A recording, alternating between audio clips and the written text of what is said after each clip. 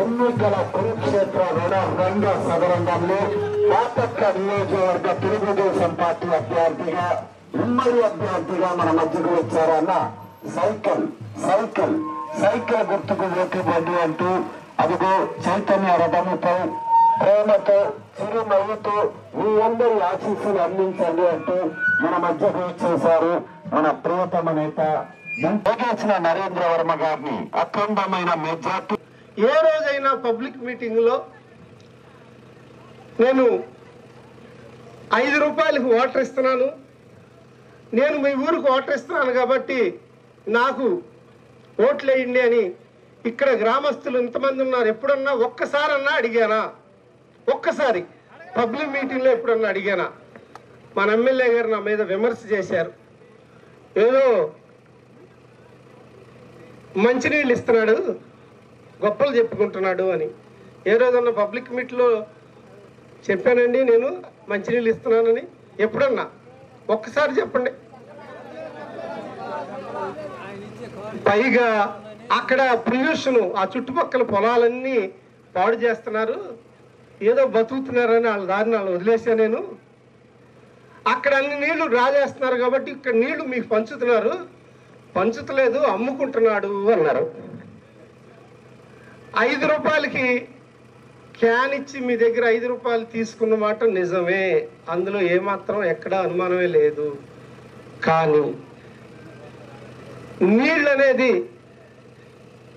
1 litre 12 నుంచి 13 పైసలు అవుతుంది తయారవటానికి. 20 లీటర్లకి సుమారు 1.5 అవుతుందమ్మా ఖర్చు. అక్కడి నుంచి మీ ఊరు రావటానికి 7 రూపాయలు 6 రూపాయలు 6.5 ఆ మధ్యలో ఖర్చు అవుతున్నది. నేను నీళ్లు ఫ్రీగానే పోస్తున్నా, అది గర్వంగా చెబుతున్నా గ్రామస్తుల మధ్యలో. నీళ్లు నేను ఇచ్చేది ఫ్రీగానే.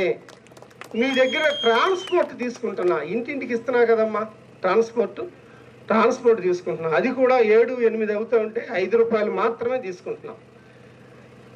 సంవత్సరానికి 70-80 లక్షల రూపాయలు మన చేతికి పడుతున్నాయి. ఏంటి పెట్టిన ఇవన్నీ కాకుండా, ఏది మన వాటర్ ప్లాంట్లు 1 కోటి రూపాయలు అవునాయి, 60 లక్షలు అవునాయి, 80 లక్షలు అవునాయి. అలాగే ట్రాన్స్పోర్ట్ వెహికల్స్ కొన్నాయి. అవన్నీ డబ్బులు కాదు, అవన్నీ వేరు, ఓన్లీ మెయింటెనెన్స్ అవుతున్నది. ఆయన నేను తలుసుకుంటే ప్లాంట్ సాయంత్రాన్ని మూపిస్తాను అన్నాడా లేదా? నేనేమంటున్నానంటే ఆయన తలుచుకోమంటున్నా, ప్లాంట్ మూపించమంటున్నా. ఎందుకంటే ఆయన ప్లాంట్ మూపిస్తే అది తెరవటానికి నా ఆస్తులు చాలవంట. సరే, నా ఆస్తులు కరగనియండి, ఆయన ప్లాంట్ మూపించాలా, నేను అది తెరిపించుకోవటానికి నా ఆస్తులు అమ్మాలా, అమ్ముతా, అవసరమైతే ఈ ప్రజల కోసం ఆస్తులు కూడా అమ్మేస్తా, దానికి సిద్ధమయ్యాను నేను. ఏదో కొద్ది పొలం ఉంది, పిట్లమైన పొలంలో 10 ఎకరాలు, మళ్ళీ నాటేసుకున్న బతకలేమమ్మా, మీరు అందరూ బతకట్లా. నేను ఎప్పుడు కూడా కోన రఘుపతి గారు అని అంటానే కానీ వాడు వీడు అని అన్నాం, నాకు అది నేర్పల. ఆయనకి గవర్నర్ గారు చేశారు, ఎమ్మెల్యే చేశారు, కొడుక్కి ఆయన ఏరా అని నేర్పినట్టున్నారు ఆయన. ఆ రోజుల్లో మనకు తెలవట్లా, ఎవరినైనా ఏరా అంటాడు, ఏరా అన్నాకే ఏదైనా. ఆయనతో సమానంగా డబ్బులు ఉండేవాళ్ళు, ఆయనకన్నా బాగా డబ్బులు ఉన్నవాళ్ళు వస్తేనే ఏమండి అంటాడు, లేకపోతే ఎవరిని ఎరా ఎప్పుడు వచ్చావు, ఎరా ఎవడబ్బా సొమ్మి ఉన్న ఆయన దగ్గర దాచాడా, ఎవరినన్నా ఏరా ఏరా అంటానికి. సరే వెళ్ళి పక్కన పెడితే మన గ్రామానికి వద్దాం. పెద్ద పులుగువారిపాలెంలో ఎప్పటి నుంచో ఒక ప్రధానమైన సమస్య త్రాగునీరు సమస్య.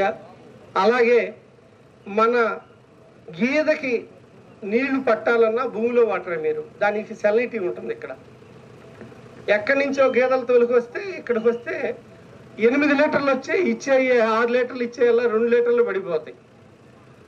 మనం ఒంటికి నీళ్లు పోసుకోవాలన్నా గేదెలకి కుడితి నీళ్లు పెట్టాలన్నా మనకి నీళ్లు మంచినీళ్ళు కావాలమ్మా. మీరు తాగటానికే కాదు మంచినీళ్ళు, తాగునీరు అంటే మీ గేదెలు తాగటానికి మీరు పోసుకోవటానికి కూడా మంచినీళ్ళు కావాలి. అందుకని 2 పూటల ప్రతి ఇంటికి కూడా వేసి శాశ్వతమైన నీటి పరిష్కార దిశగా నేను హామీ ఇస్తున్నా మీకు. అది నాది ప్రత్యేకమైన స్టేటస్. పులుగువారిపాలెంకి చేయటానికి ఈ గడ్డ మీద నా సొంతూరు అన్నందుకు నేను ఆ రుణం తీర్చుకుంటా. మీరు అందరూ ఓట్లేసి మీ బాధ్యత మీరు తీసుకోండి, నా బాధ్యత నేను తీసుకుంటా. అలాగే మన ప్రాంతం సముద్రానికి దగ్గరగా అన్ని కాలువలకి దూరంగా మన పొలాలు ఉన్నాయి. ఎప్పుడు కూడా ఈ టైల్కి ఎండం నెక్స్ట్ సముద్రమే. టైల్ ఎండ్ అంటే భూమి అంచు, తర్వాత సముద్రం. ఈ భూమి అంచు పొలాలకి నీళ్లు రావటం అంటే చాలా కష్టంగా ఉంది. దానికి కూడా సరైన విధంగా ఆ సమస్యకి పరిష్కారం ఏదైతే ఉంటుందో అది పూర్తి చేసే బాధ్యత నేను తీసుకుంటా. అంటే తాగునీరు కానీ సాగునీరు కానీ ఈ 2 ప్రధానమైన సమస్యలు అది 100కి 100% పూర్తి చేస్తాం. ఇక ఈ రోడ్డు అంటారా, అది మీ ఊరు ఒక్కటిదే కాదు, అన్ని ఊళ్ళు సమస్య. అది ఎటు చేయాల్సిందే, అందులో ఆల్టర్నేటివ్ ఏం లేదు.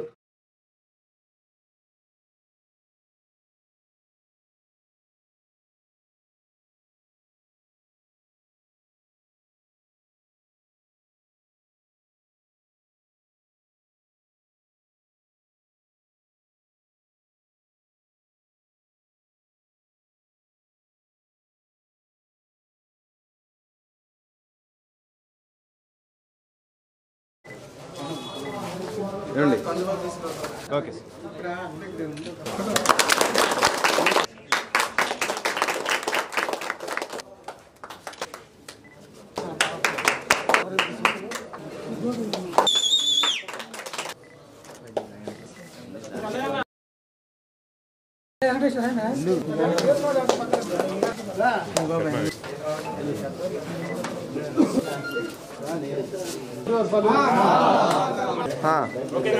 Okay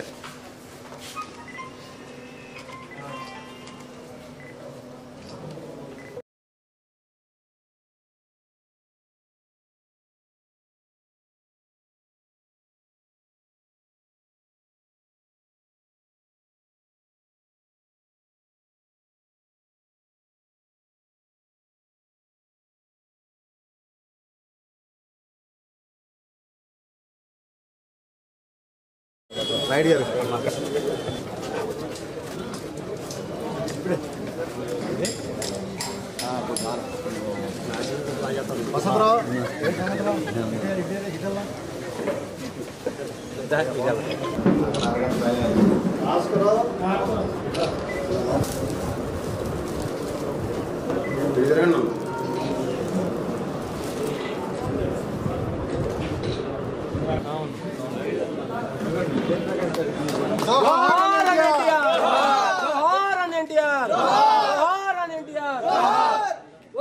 Telugu Desam party Telugu Desam party Narasimha గారి నాయకత్వం అన్నం సతీష్ ప్రభాకర్ గారి నాయకత్వం అన్నం సతీష్ ప్రభాకర్ గారి నాయకత్వం బీజేపీ పార్టీ బీజేపీ పార్టీ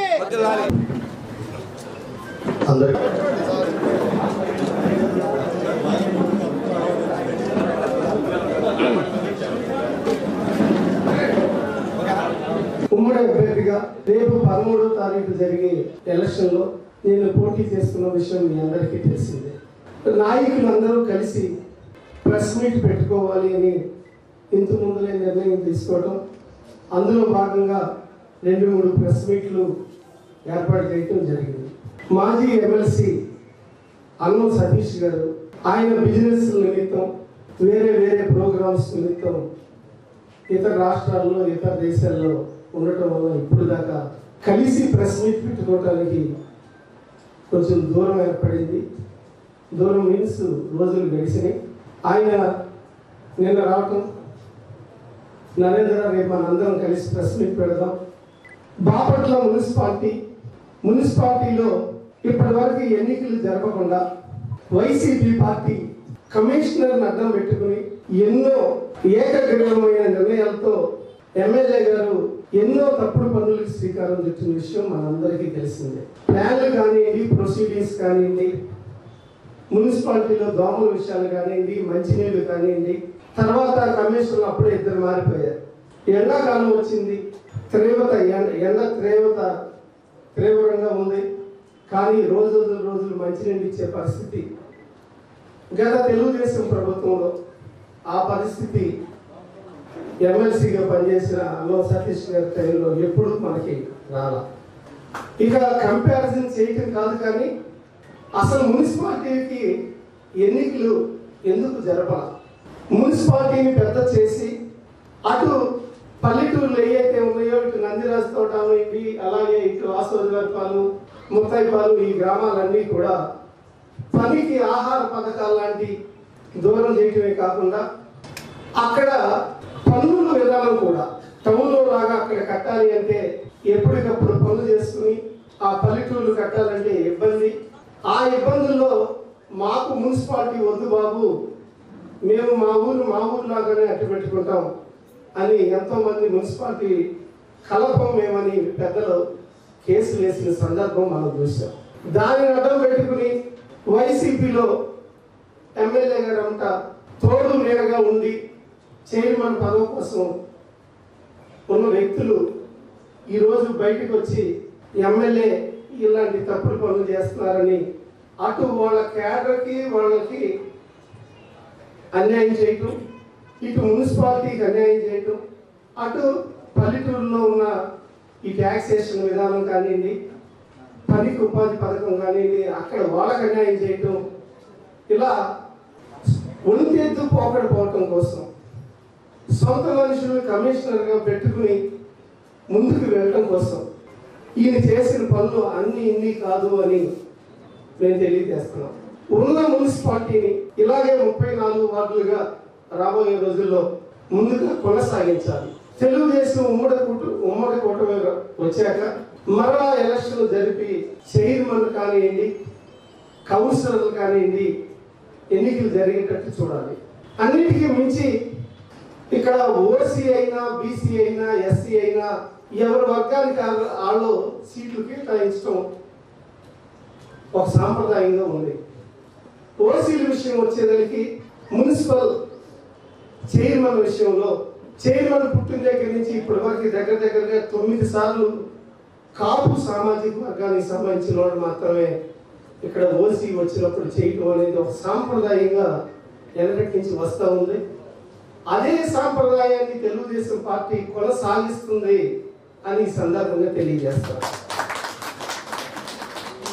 ఇంకా చెప్పాలి అంటే ఒకవేళ చుట్టుపక్కల ఉన్న ప్రాంతాలని కలిపి ఇంకా పెద్దగా చెయ్యాలి అంటే ముందు ఉన్న మున్సిపాలిటీలో నీళ్లు కానివ్వండి, రెండో చెరువు కానివ్వండి, దోమల బిడదలు కానివ్వండి, ఇవన్నీ లేకుండా ఫర్దర్ స్టెప్ తీసుకోవాలి. కానీ అది కూడా లోకల్గా ఎవరైతే ఊళ్ళల్లో ఉండే నాయకులు ఉంటారో వాళ్ళ అప్రూవల్స్ తీసుకుని పాజిటివ్గా స్పందించి మాత్రమే ఆ పల్లెటూళ్ళు మన పట్టణంలో కలపాలి. కానీ ఇలా ఏకపక్ష నిర్ణయం తెలుగుదేశం పార్టీ తీసుకోదు అని ఈ సందర్భంగా తెలియజేస్తున్నారు.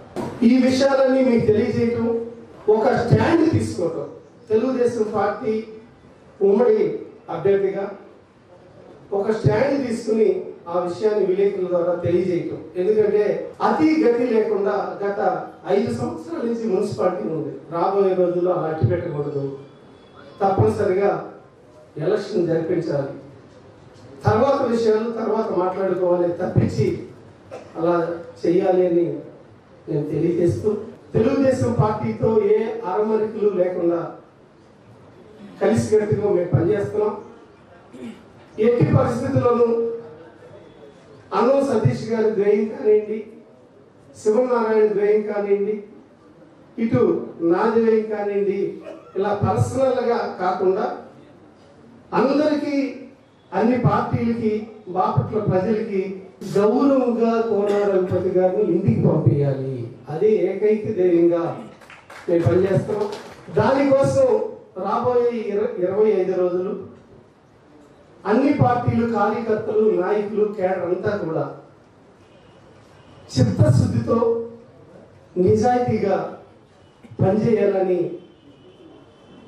ఈ సభను ఉద్దేశించి తెలుగుదేశం పార్టీ తరఫున పిలుపునిస్తూ, ఇక్కడికి వచ్చిన తర్వాత ఒక వైబ్రేషన్ వచ్చింది నాకు. చాలా సంవత్సరాల తర్వాత మళ్ళీ ఈ ప్రాంతంలో అడుగుపెట్టాం. టెక్నికల్గా పార్టీ వేరైనా మనసంతా ఇక్కడే ఉంటుంది. వచ్చేటప్పుడు పోయేటప్పుడు చూస్తూ ఉంటాం. అంటే చాలా సంవత్సరాలు పనిచేసినటువంటి రాజకీయ పార్టీ కాబట్టి ఆ అభిమానం ఇది ఎప్పుడు అది అలాగే ఉంటుంది. ఆ పార్టీలో ఉండే నాయకులతో కూడా ఇప్పుడు అదే సంబంధాలు ఉంటాయి. ఆ సంబంధాలు ఎప్పుడు పార్టీలు మారినా కూడా వ్యక్తిగతంగా ఎప్పుడు ఏ ఒక్కరికి కూడా దూరం అవ్వలేదు నేనని మాత్రం నేను ఖచ్చితంగా చెప్తున్నా. అదే అభిమానం నాకు ఉంది. ఆ పార్టీలో, తెలుగుదేశం పార్టీలో పనిచేసే ప్రతి ఒక్క నాయకుడికి, కార్యకర్త కూడా అదే సంబంధం, పార్టీలో లేకపోయినా కూడా అదే సంబంధం ఉందని నమ్ముతున్నాను. వాళ్ళందరినీ కూడా మరొకసారి ఈ యొక్క ఎన్నికల సందర్భంగా అందరినీ మళ్ళీ ఇక్కడ కలవటం, మా అభ్యర్థుల ఎమ్మెల్యే అభ్యర్థిగా నరేంద్ర వర్మ కానీ, ఎంపీ అభ్యర్థిగా కృష్ణప్రసాద్ గారు కానీ మన నియోజకవర్గంలో గెలుపు దిశగా మనమందరం కలిసి పనిచేయాలనేటువంటి విషయంలో రెండవ ఆలోచనకి, రెండవ మాటకి తావు లేకుండా ఎవరికి వీలైనంత వారు శక్తి వంచన లేకుండా కృషి చేయాలి అని మాత్రం అన్ని పార్టీల వాళ్ళు, తెలుగుదేశం పార్టీ కార్యకర్తలు కానీ, బీజేపీ కానీ, జనసేన కానీ ముగ్గురు కలిసికట్టుగా పని చేయాలని అభ్యర్థిస్తా ఉన్నా.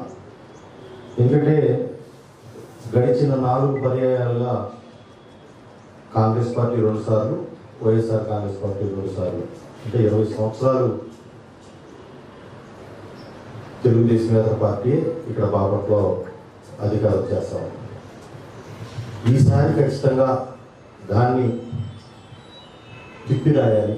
ఖచ్చితంగా మన ఉమ్మడి అభ్యర్థి నరేంద్ర వర్మ కానీ, అదేవిధంగా ఎంపీ అభ్యర్థి కృష్ణప్రసాద్ గారిని కానీ గెలిపించుకునే దాంట్లో, పనిచేసే దాంట్లో ఎక్కడ కూడా అనుమానం కానీ, అపోహలు కానీ కావలేకుండా ఎవరికి ఎంత మేర పని చేయగలిగితే అంత మేర పనిచేస్తూ ముందుకు పోవాలి అనేటువంటిది నా అభిప్రాయం. ఖచ్చితంగా చాలామందికి చాలా అపోహ, అనుమానం, నరేంద్ర వర్మ గారికి సతీష్కి సరిగా లేదు, లేకపోతే మా ఇద్దరి మధ్య ఏదో డిస్ప్యూట్స్ ఉన్నాయి, కమ్యూనికేషన్ గ్యాప్ ఉంది, ఆ కారణంతో నేనేదో పార్టీకి తనకి పనిచేయనని, లేకపోతే నిశ్శబ్దంగా ఉంటానని, లేకపోతే మరొకటనో రకరకాల ప్రయత్నం, సీట్ కోసం ప్రయత్నం చేసేటప్పుడు ఎవరి ప్రయత్నం వాళ్ళు చేసుకుంటాం. నేను బీజేపీలో ఉన్నాను కాబట్టి భారతీయ జనతా పార్టీ తరఫున నేను కూడా ఈ మూడు కలిసినటువంటి పార్టీలో నేను కూడా పోటీ చేయాలని ప్రయత్నం చేశాను భారతీయ జనతా పార్టీ నుంచి.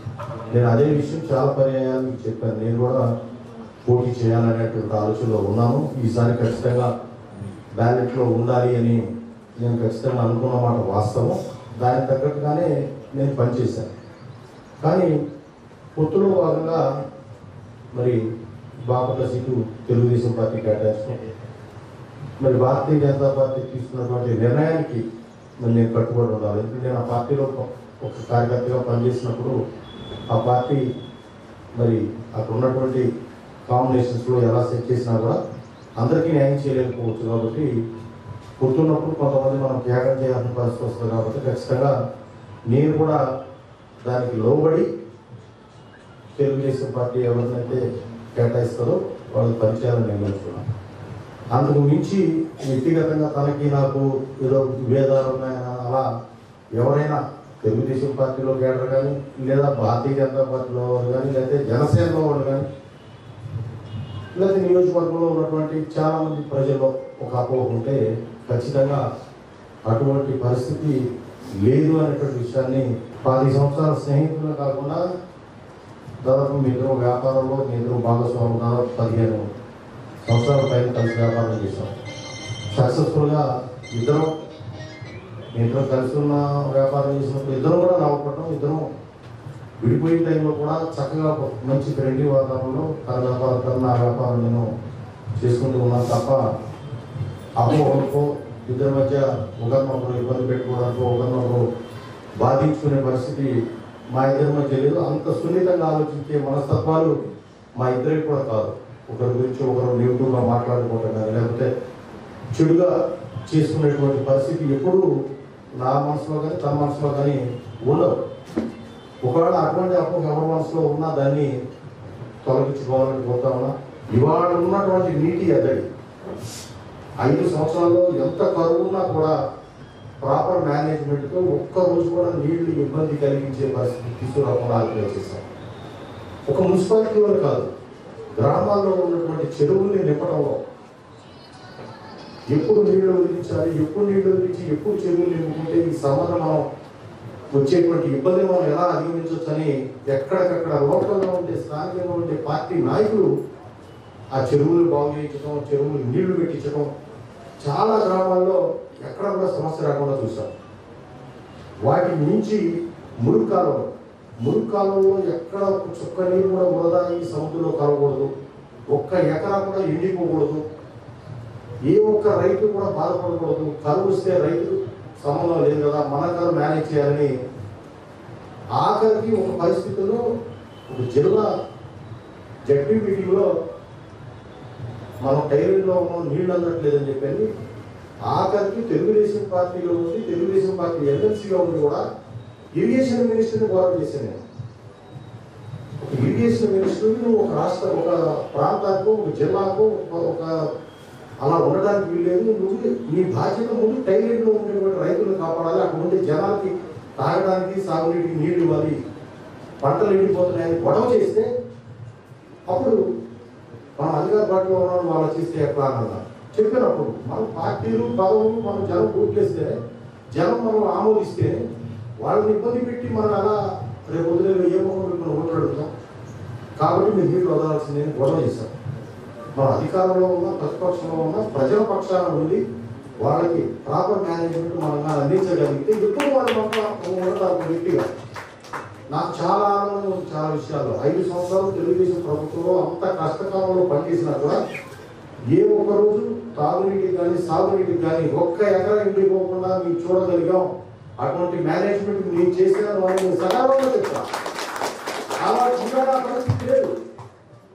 ఇవాళ పొలాలు ఎండిపోతున్నాయి మహాప్రభువుని మనం ఎవరి దగ్గర ఉన్న ఇరిగేషన్ అధికారుల దగ్గరకు రాజకీయ నాయకుల దగ్గరకు వెళ్తే చేప చెరువులు వేసుకోవచ్చు కదా, రొయ్యల చెరువులు వేసుకోవచ్చు కదా, బీడు పెట్టచ్చు కదా అని, లేదంటే పొలాలు అమ్ముకొని కూర్చోవడం కావచ్చు కదా అని మాట్లాడుతున్నాడు. అంటే ఒక రైతు తను పండించే ఆ ఎకరాలు 2 ఎకరాల భూమిని ధారాదత్తం చేసి ఎవరితో ఇవ్వమని చెప్పడమో లేకపోతే చెరువుతో మనమో ఇసుకతో అనుకోమంటామో మాట్లాడితే ఆ రైతు ఎంత బాధపడ్డాడండి.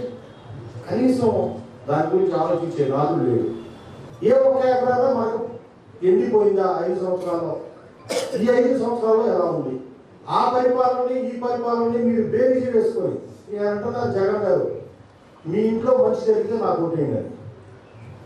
మంచి జరగడం అంటే 2 నెలలకు 3 నెలలకు 5 నెలలకు 10,000 15,000 అకౌంట్లో వేసి వాడు చేసుకునే పని వాడు చేసుకోనివ్వకుండా, వాడు బ్రతుకు వాడు బతకనివ్వకుండా, వాడికి వచ్చే ఆదాయాన్ని మొత్తాన్ని మన మార్గంలో నువ్వు లాగేసుకుంటూ ఆయనకి ఆదాయమే లేకుండా చేసి నేను నీకు ఇంట్లో డబ్బులు ఇచ్చా, నేను నీకు ఇంట్లో డబ్బులు ఇచ్చా, నీకు ఇస్తే నాకు ఏంటి, ఇస్తే నాకు ఏంటి అని ఎక్కడ మనమేం ఏమోసరా తన బ్రతుకుని తను బ్రతకగలిగేలాగా మనం చేయగలిగితే చాలు.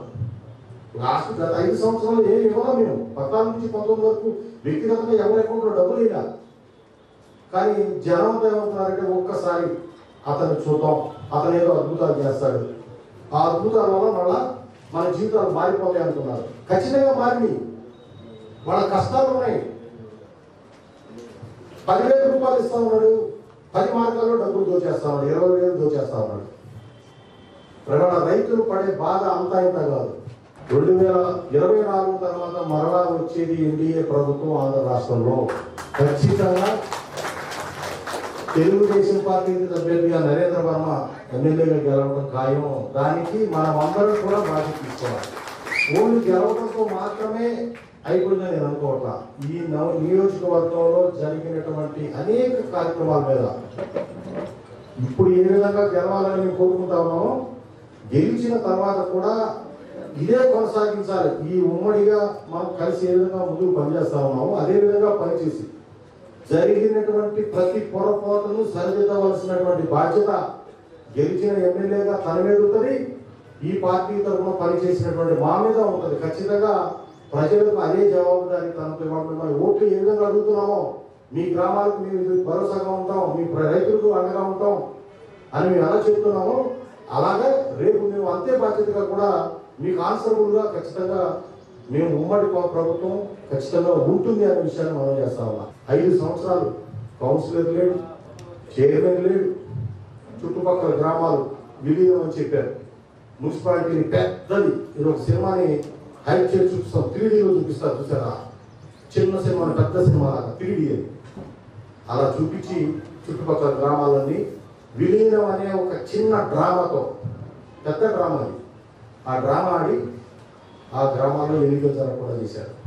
దీనికి కారణం ఏంటి? ఆ గ్రామాల్లో అధికంగా ఉంది బీసీలు, రెడ్డిస్. ఆ గ్రామాల్లో ఆ బీసీలకి ఆ రెడ్డిస్కి వార్డు మెంబర్లు కాకూడదు, సర్పంచులు కాకూడదు. ఎందుకు? ఆ రెడ్లు రెడ్డిస్కి అధికారం రాకూడదు, ఏ పదవులు ఉండకూడదు. ఆ గ్రామాలన్నీ కూడా స్పెషల్ ఆఫీసర్లను పెట్టి మనమే మేనేజ్ చేయాలి. ఇక మున్సిపాలిటీ 34 వార్డుల్లో కౌన్సిలర్ లేడు, చైర్మన్ లేడు, స్పెషల్ ఆఫీసర్ ఉంటాడు ఒకడే, ఆడు మనోడే. మనకి ఏది కావాలో చేసి అంటే నీ ఇష్టానుసారం ఒక ఎమ్మెల్యే అంటే, నియోజకవర్గానికి ఎమ్మెల్యే అంటే నీ పదవిని నువ్వు వీళ్ళందరికీ డిస్ట్రిబ్యూట్ చేసి నీ అధికారాన్ని వీళ్ళందరికీ ఇచ్చి వాళ్ళందరి చేతని పనిచేపిస్తే వాళ్ళందరూ చేసేటువంటి మంచి ద్వారా నువ్వు మంచి పేరు సంపాదించుకోవడానికి ప్రయత్నం చేయాలి. కానీ రెండో చిన్న పరిమాణం వ్యక్తి కూడా నీ దరిదాపులో ఉండకూడదు అనేటువంటి ఒక నియంతృత్వ ధోరణి ఏదైతే ఉందో దీన్ని బాపట్ల ప్రజలందరూ కూడా అర్థం చేసుకోవాలి. ఎందుకు ఎన్నికలు జరగలేదు? ప్రజాస్వామ్యంలో స్థానిక సంస్థలు చాలా కీలకం.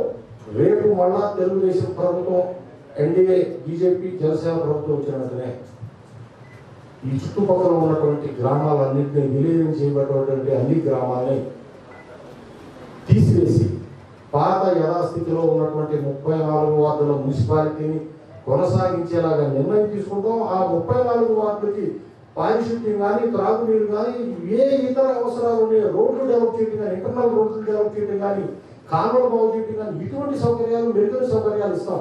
మేము ఏదో పెద్దగా చేసేస్తాం, ఈ మున్సిపాలిటీని పెంచేస్తాం. దానివల్ల ఏంటి ప్రయోజనం? ఉన్న మున్సిపాలిటీలోనే సౌకర్యాలు నువ్వు పక్క గ్రామాలను కలిపి అక్కడ గ్రామాల్లో పని జరగక, ఇక్కడ జరగక 3 రోజులకు ఒకసారి మంచినీళ్ళు ఇచ్చే దుర్భరమైన పరిస్థితి తీసుకొచ్చారు.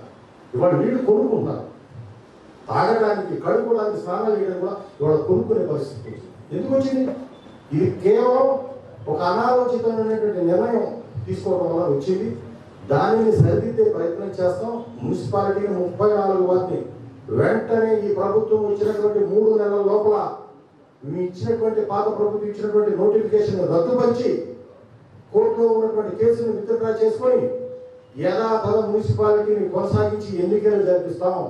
అందులో ఎటువంటి దానికి తావలేదు. మన వల్ల ఈ నియోజకవర్గానికి మొత్తానికి మేలు జరగకపోయినా పర్వాలేదు, కానీ మన వల్ల, మన ప్రవర్తన వల్ల, మన ఆలోచన వల్ల ఏ ఒక్క వ్యక్తికి కూడా నష్టం జరగకూడదు. ఆ విధానాన్ని గుర్తుపెట్టుకోండి. ఉమ్మడి అభ్యర్థిగా తనని గెలిపించండి. 2 సార్లు నేను ఓడిపోయిన దానికి బహుమతిగా 3వసారి తనని గెలిపిస్తే నిజంగా నన్ను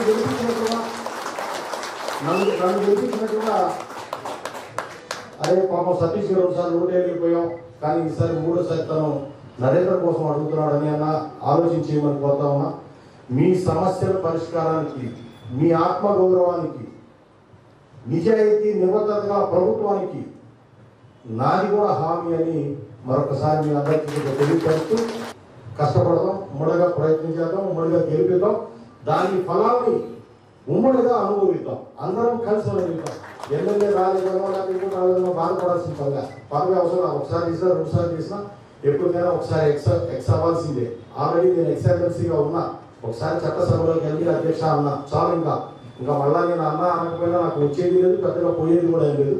కాబట్టి నరేంద్ర వర్మ, కృష్ణప్రసాద్ గారి గెలుపుకి మనం అందరం కూడా కలిసి పనిచేయాలి, పనిచేద్దామని మీ అందరికీ తెలియజేస్తూ సెలవు తీసుకుంటాం.